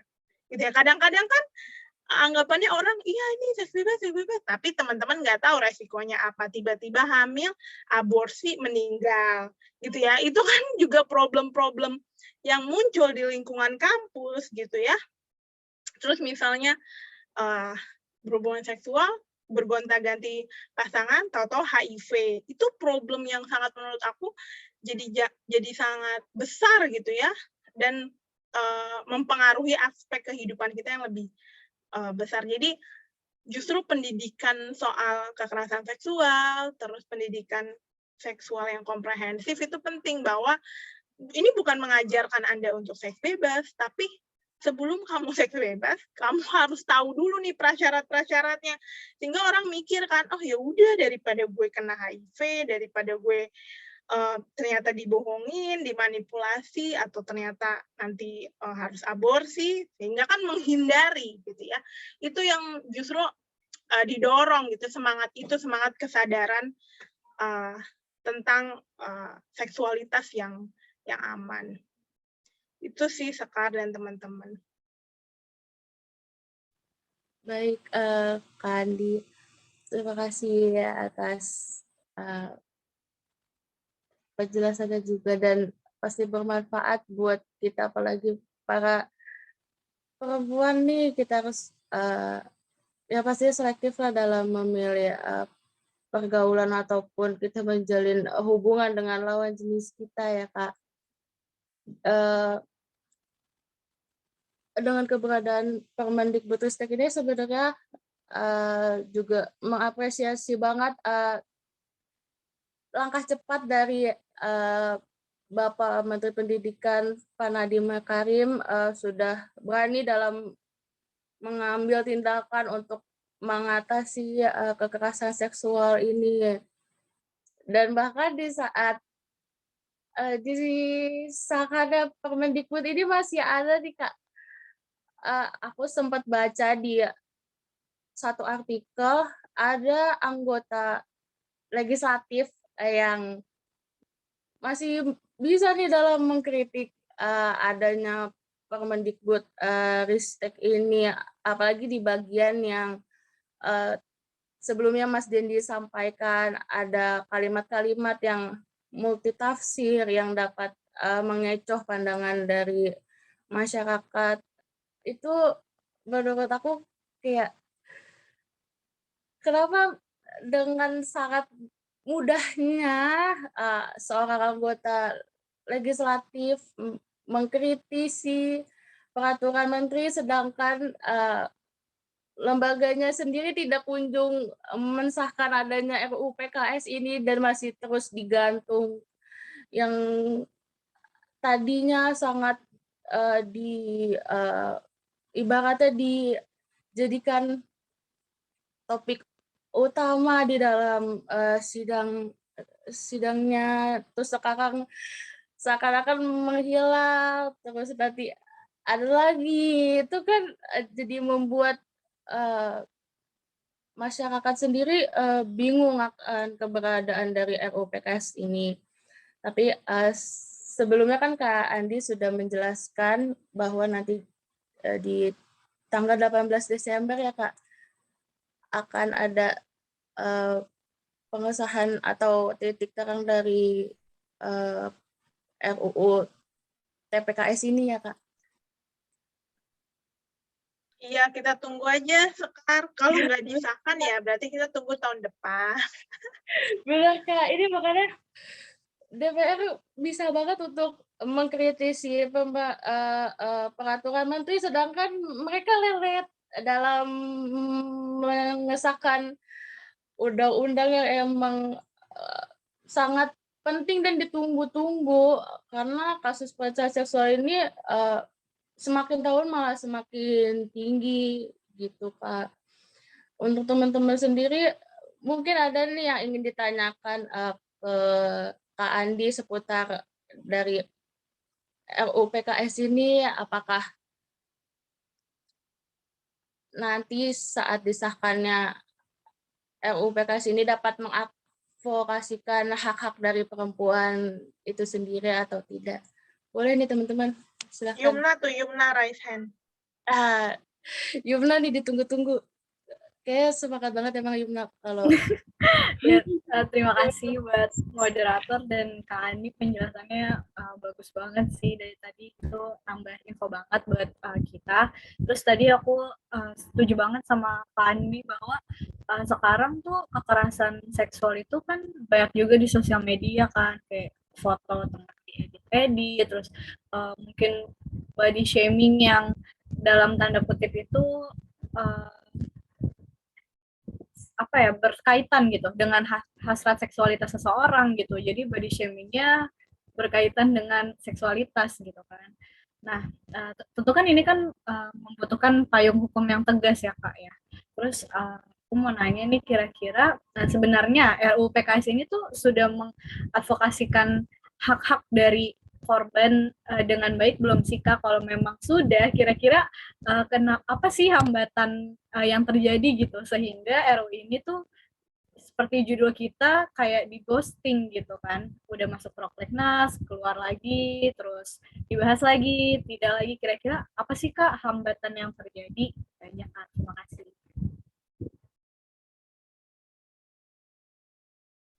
Iya, terima kasih. Terima kasih Yumna. Jadi memang aku kasih konteks sedikit bahwa RUU penghapusan kekerasan seksual yang di tahun 2014 hingga 2019 itu sebetulnya draftnya itu kan disusun bersama oleh Komnas Perempuan bersama teman-teman jaringan masyarakat sipil yang kemudian didorong oleh Kementerian Pemberdayaan Perempuan dan Anak untuk disahkan menjadi inisiatif pemerintah gitu ya. Inisiatif pemerintah itu dari kementerian seperti itu. Tapi dalam proses pembahasannya pun gagal. Nah, di tahun 2019 ini draft yang masuk adalah inisiatif DPR. Artinya draft dari teman-teman DPR yang menyusun. Nah, ada beberapa hal yang memang perlu diperbaiki gitu ya, dan menjadi catatan karena di draft yang inisiatif DPR ini ada pengurangan beberapa bentuk kekerasan seksual seperti itu, dan pengubahan nama dari penghapusan kekerasan seksual menjadi tindak pidana kekerasan seksual. Perubahan nama tersebut sebetulnya tidak masalah gitu ya, sejauh sebetulnya isinya itu mengandung unsur-unsur atau terkait pencegahan, penanganan, dan pemulihan korban. Itu terus terkait isinya tadi yang dikatakan Yumna, memang masih prosesnya kan bergulir ya. November kemarin, Oktober-November saja sudah ada 2 kali sidang, jika saya tidak salah, dan itu draftnya juga selama sidang dibahas, terus diperbaiki terus-menerus, dan beberapa NGO, kemudian lembaga pemerintah juga turut memberikan masukan terhadap draft tersebut. Sebetulnya kurang lebih yang teman-teman harapkan dari gerakan perempuan adalah tadi pencegahan, bagaimana RUU ini nanti bisa dipakai untuk mencegah kasus kekerasan seksual sehingga tidak terjadi keberulangan. Yang kedua adalah penanganan, gitu ya. Penanganan ini tidak hanya berfokus pada penghukuman pelaku gitu ya. Misalnya pelaku, waktu itu ingat nggak sih teman-teman, ada salah satu pejabat yang bilang udah pelaku perkosaan dihukum kebiri saja gitu ya.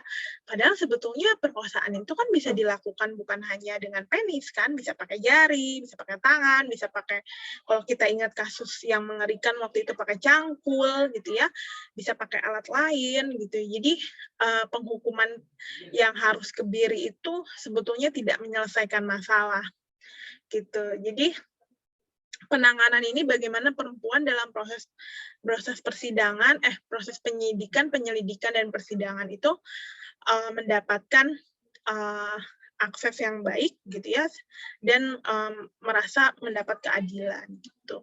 Lalu proses pemulihan gitu ya, pemulihan juga bisa diupayakan, misalnya perempuan bisa perempuan korban ataupun laki-laki korban bisa didampingi oleh pendamping psikologisnya, terus bisa disediakan pendamping hukum, dan seterusnya.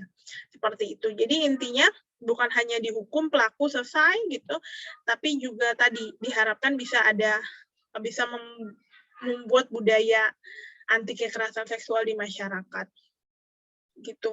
Dan pelaku juga bisa kalau misalnya hukum kebiri yang waktu itu ramai diomongin kan, itu sebetulnya tidak seakan-akan kekerasan seksual gitu atau perkosaan itu hanya persoalan kelamin gitu ya, padahal yang harus diedukasi di masyarakat adalah cara pandang seperti itu kan, cara pandangnya harus diperbaiki sehingga bagaimana penghukuman ini bisa mengubah atau memberikan efek jera terhadap pelaku, tapi bukan efek jera fisik, tapi bagaimana merubah cara pandang gitu. Meskipun itu masuknya ini ya, tetap misalnya pidana badan atau penjara, dan sebetulnya ada juga soal penggantian restitusi atau kerugian yang dialami oleh korban. Itu sih. Terus selalu soal kenapa susah, aku juga nggak tahu. Aku juga pengen mengeluh seperti teman-teman, karena memang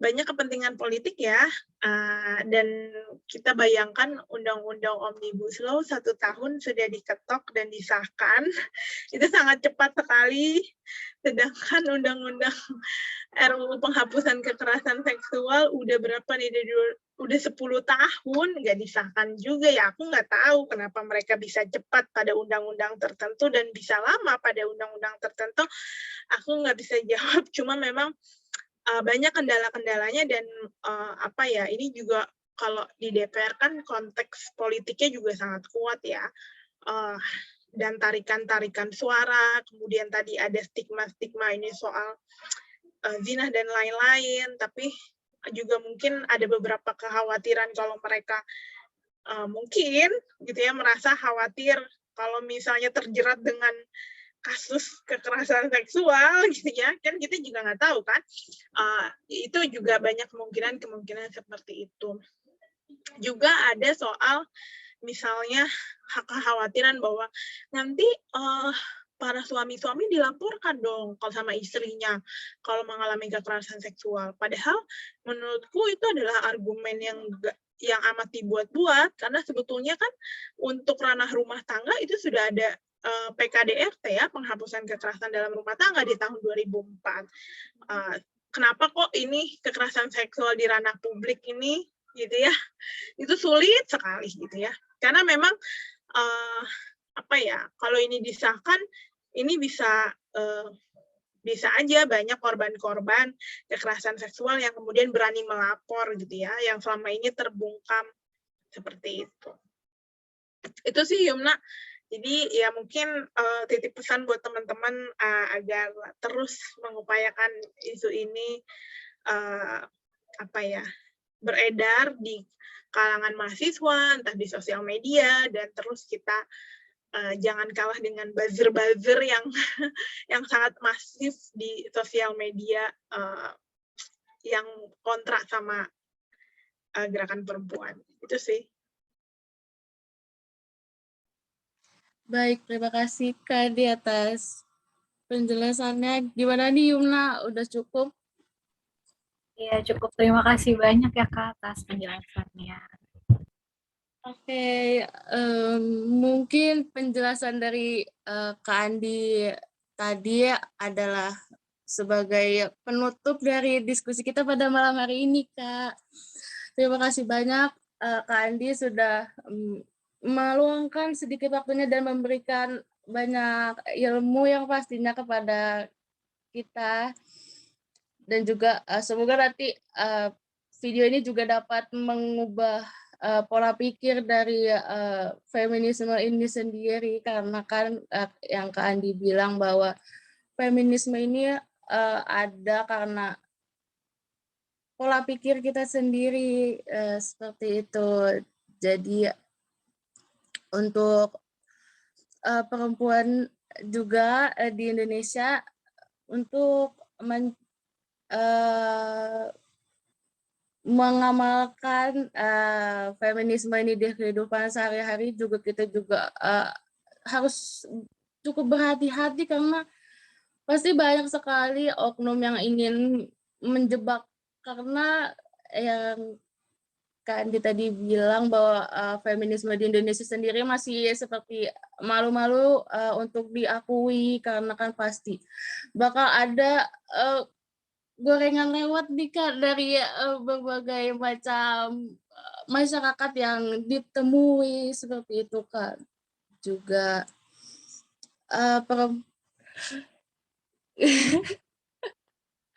kan mesti digoreng terus nih isunya, ataupun wah dapat olok-olok nih dari para netizen gitu kan Kak. Perempuan di Indonesia di sini pastinya berada di dua transisi kebudayaan yang emang semakin memiliki peran ganda sebenarnya yang tidak ringan lah untuk dijalankan. Ya juga harus kita juga harus berhati-hati dalam menempatkan posisi kita di dalam masyarakat dan peran kita dalam masyarakat hingga melakukan kegiatan yang hendaknya tidak menjadi korban dari berbagai kepentingan individu ataupun kelompok. Lalu juga memang aktivitas ataupun ya segala kegiatan masyarakat di Indonesia juga harus ada atau harus berada di dalam koridor etis dan juga yang pastinya perlindungan hukum yang layak, karena perempuan Indonesia ini sebenarnya akan memberi kontribusi yang penting terhadap kesejahteraan warganya, bangsa, negara, bahkan agama. Ya seperti lagunya Rosa ya Kak, karena kalau perempuan bertindak dunia bisa hancur gitu ya Kak. Baik Kak Andit, terima kasih untuk waktunya pada malam hari ini. Kurang lebihnya mohon maaf, dan bila ada salah-salah kata ataupun perbuatan, kami mohon maaf yang sebesar-besarnya Kak Andi. Iya, terima kasih teman-teman semuanya. Selamat malam. Ya, mungkin sebelum Kak Andi meninggalkan room Zoom, boleh ada sesi dokumentasi nih, teman-teman boleh. Siapa nih yang mau mendokumentasi? Boleh Silvi sepertinya. Oke, 1, 2, 3. Lagi 1, 2, 3. Dah. Oke, Terima kasih banyak. Sukses tugasnya ya, UAS-nya. Oh iya. Terima kasih Kak. Terima kasih Kak, terima kasih banyak Kak. Dadah. Sampai bertemu lagi kan di Yo. diskusi ataupun kesempatan lain. Oke, buat teman-teman sekalian, terima kasih sudah meluangkan waktunya dan menyampaikan pendapat yang benar-benar keren banget, benar-benar sama teman-teman malam kali ini.